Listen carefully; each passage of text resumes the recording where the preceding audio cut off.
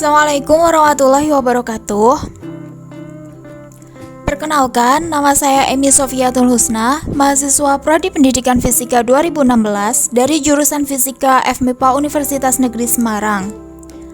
Pada kesempatan kali ini, saya akan menjelaskan sedikit mengenai sebuah aplikasi Android yang dapat digunakan sebagai penunjang pembelajaran astronomi. Aplikasi ini bernama QTerm. QTerm akan memuat aspek pembelajaran transfer panas di dalam struktur interior matahari.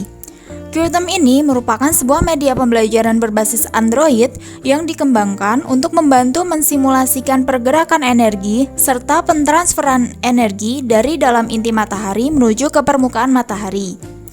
Aplikasi ini digunakan untuk mengetahui temperatur pada setiap titik di dalam struktur interior matahari. Baik, dapat dilihat ini merupakan tampilan menu utama pada aplikasi QTerm. Tampilan ini selanjutnya akan kita sebut sebagai Home. Tampilan Home memuat 4 menu dasar serta di sini terdapat simbol speaker yang dapat digunakan untuk mengatur background di dalam aplikasi ini. Background ini dapat dihilangkan maupun dinyalakan sesuai dengan keinginan kita. Lalu, 4 menu dasar dari aplikasi ini ialah yang pertama, ada cara penggunaan, lalu ada menu simulasi, serta ada menu materi, dan yang terakhir ialah menu untuk exit atau keluar. Yang pertama, pada menu cara penggunaan akan memuat 2 subbab besar, yaitu yang pertama akan menjelaskan tentang cara penggunaan simulasi, di dalamnya ada 4 langkah yang harus dijalankan. Serta yang kedua ialah menjelaskan mengenai hasil output simulasi. Untuk lebih jelasnya atau lebih singkatnya akan dijelaskan bersamaan dengan contoh penggunaan simulasi.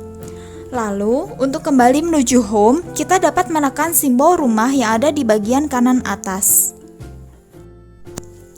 Sebelum dijelaskan lebih lanjut mengenai simulasi dalam aplikasi ini, kita akan menuju ke menu ketiga terlebih dahulu, yaitu menu materi. Pada menu ini, terdapat 3 subjudul yang akan membahas materi yang berkaitan dengan transfer panas di dalam struktur interior matahari. Subbab pertama yaitu mengenai ensiklopedia matahari. Ensiklopedia matahari ini berisikan informasi-informasi matahari secara fisik, seperti jari-jari dari matahari, masa matahari, intensitasnya, dan lain sebagainya. Juga di sini akan memuat informasi mengenai komposisi di dalam matahari serta diagram pembagian suhu, kepadatan, tekanan, produksi energi, dan masa matahari sebagai fungsi jari-jari di dalam matahari. Selanjutnya, untuk kembali ke menu materi, dapat diklik simbol back yang berada di samping simbol rumah yang berada di pojok kanan atas. Selanjutnya, subbab kedua dari menu ini ialah struktur matahari. Jadi, secara umum, struktur interior matahari terbagi menjadi 3 bagian utama, yaitu ada inti matahari, zona radiatif, dan zona konvektif matahari. Pada menu ini akan diulas mengenai struktur-struktur tersebut, di mana dapat dijadikan sebagai penunjang informasi dari simulasi yang akan dijalankan nantinya. Selain itu, juga terdapat ulasan struktur matahari secara umum, seperti ada fotosfer, kromosfer, dan korona. Selanjutnya, subbab ketiga dari menu ini akan membahas tentang pembentukan energi matahari. QTerm ini akan menjalankan simulasi yang nantinya dapat digunakan untuk mengetahui temperatur di dalam struktur interior matahari pada setiap titiknya. Sehingga di sini menjadi hal yang penting untuk menjelaskan dari mana energi matahari itu berasal. Energi matahari diciptakan melalui reaksi fusi nuklir yang terjadi di dalam inti matahari. Seperti yang kita ketahui, bahwa reaksi fusi itu terdapat 2 macam, yaitu proton-proton chain atau yang sering kita singkat menjadi PP chain, dan yang kedua ialah CNO cycle atau carbon nitrogen oxygen cycle. Pada bintang seperti matahari ini, energi yang dihasilkan 90% berasal dari PP chain. Hanya sedikit saja energi yang dihasilkan melalui CNO cycle. Seperti yang kita tahu, bahwa reaksi fusi merupakan reaksi pembentukan helium yang melibatkan hidrogen di dalamnya. Pada tampilan ini ditunjukkan diagram pembentukan helium melalui proses PP chain. Pada proses PP chain ada 3 rantai yang harus dilalui. Pada rantai pertama, langkah pertamanya ialah 2 buah hidrogen akan bergabung menjadi satu membentuk deuteron. Selanjutnya, langkah kedua ialah deuteron akan bergabung dengan sebuah hidrogen sehingga membentuk helium 3. Lalu langkah ketiga dari rantai pertama ini ialah helium 3 akan bergabung dengan sebuah helium 3 juga sehingga akan membentuk sebuah helium 4. Selanjutnya, rantai 2 dan rantai 3 dari PP chain ini serta untuk CNO cycle dapat dilihat sebagai berikut secara sekilas.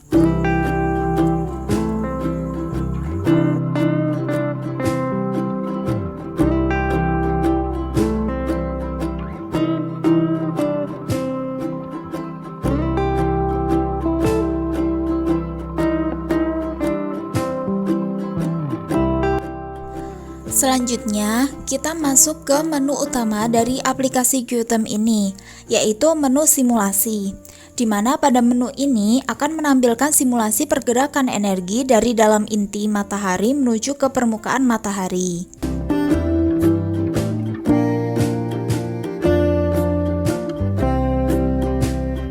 Bisa dilihat tampilan berikut menggambarkan jalannya energi yang ditransfer menuju ke permukaan matahari.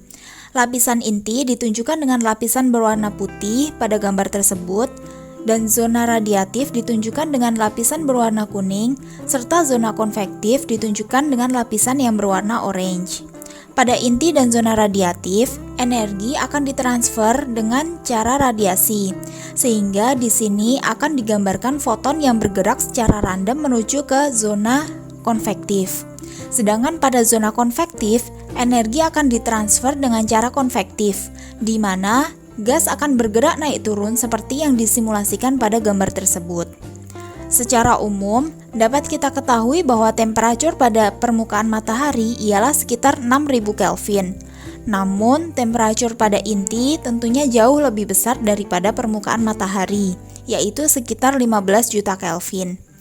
Nah, dengan simulasi ini, kita dapat mengetahui temperatur pada titik-titik yang kita inginkan, serta dapat diketahui juga waktu tempuh yang dibutuhkan energi tersebut untuk mencapai titik yang kita inginkan tersebut.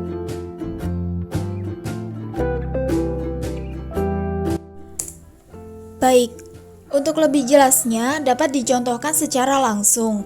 Jika kita sudah memasuki ke menu simulasi dalam aplikasi ini, maka langkah selanjutnya yang dapat kita lakukan ialah menggerakkan pointer yang berbentuk tangan ini menuju ke titik yang kita inginkan. Misalkan di titik ini atau di sini. Pointer ini dapat digerakkan secara bebas sesuai dengan kebutuhan kita. Selama ia masih berada di dalam gambar matahari ini, maka nanti output pun akan muncul secara otomatis.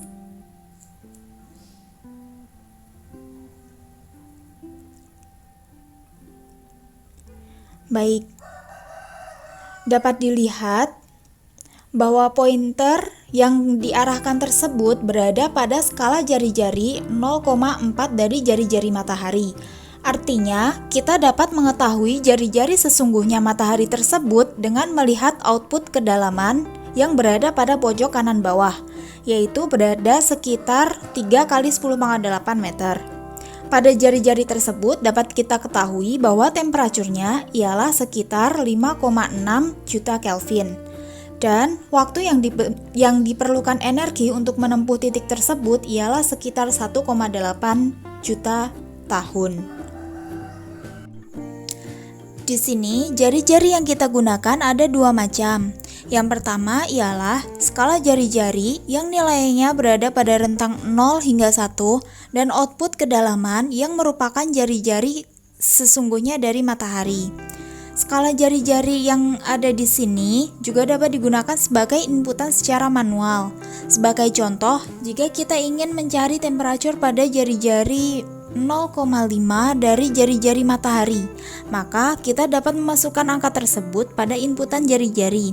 Lalu pointer akan secara otomatis mengarah pada skala 0,5 dari jari-jari matahari tersebut, sehingga output pun akan muncul secara langsung.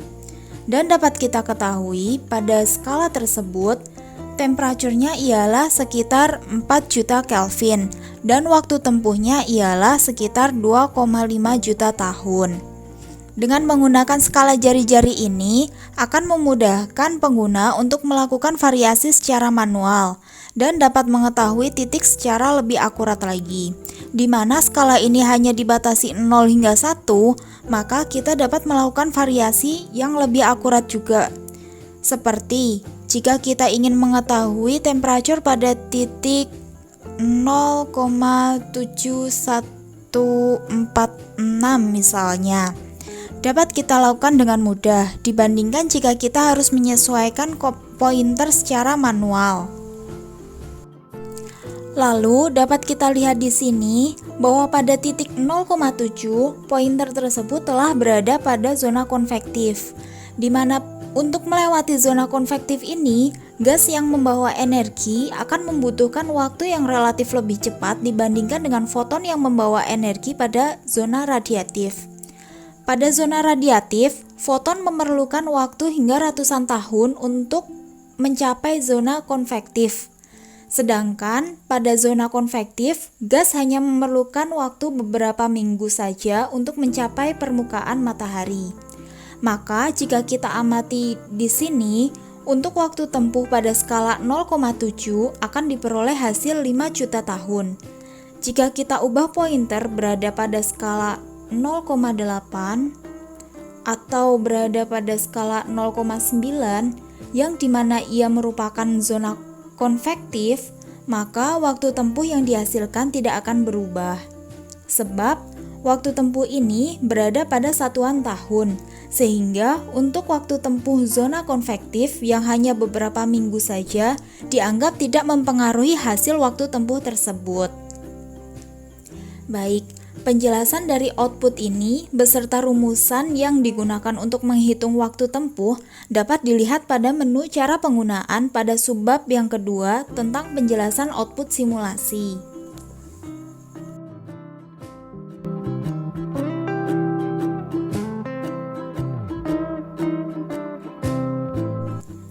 Sekian penjelasan serta contoh penggunaan simulasi pada aplikasi QTEM ini.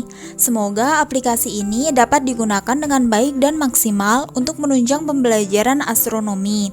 Terima kasih dan mohon maaf apabila terdapat kesalahan-kesalahan dalam penjelasan.